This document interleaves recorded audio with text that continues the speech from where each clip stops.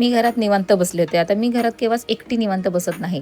जेव्हा जेव्हा मी घरी असते म्हणजे मला सुट्टी असते त्यावेळी माझ्या घरात ऋतू येते आणि ऋतू हे नको ते धंदे चाळे करत असते, उद्योगधंदे करत असते. मी म्हटलंय काय तर तिने तिच्या टी शर्टच्या आतमध्ये पाय घातले होते, हात घातले होते आणि काहीतरी वेगळीच मला ॲक्शन करून दाखवत होती. त्याच्यानंतर मी आमच्या दोघींसाठी मँगो मिल्कशेक केला होता आणि मी तिला म्हटलं की माझा एक व्हिडिओ शूट कर. त्याच्यानंतर ती त्या मँगो मिल्कशेकचा एक सिप जो होता तो पिली. मला बोलतो इशू खूप टेस्टी झाला, एकदम बाहेरच्या सारखा लागतो. मी म्हटलं की चला तर मला पिऊन बघू दे आणि ॲक्च्युली खरंच खूप छान लागत होता. काही नाही, त्याच्यात फक्त मँगोचा पल्प होता, शुगर होती, मिल्क होतं, एवढंच होतं. आणि माझा भाऊ बाहेरून पिऊन आला होता मँगो मिल्कशेक म्हणून मी त्याच्या हाताला चावले तर त्याचं बिचारायला निशाणच आलं. तर मला बोलतो भाई तू काय गं डेंजर चावते, मी चाललो इथून. तर मी म्हटलं तू मी चावले म्हणून नाही चाललाय, मी व्हिडिओ काढते ना म्हणून तू चाललाय. मला बोलतो नाही नाही मला झोप आली. त्याच्यानंतर तो तर काही गेला नाही, ऋतू आणि तो आणि मी आम्ही तिघं मस्तपैकी गप्पा मारत बसलो. मँगो मिल्कशेकचा ग्लास एकदम असा संपवून टाकलेला.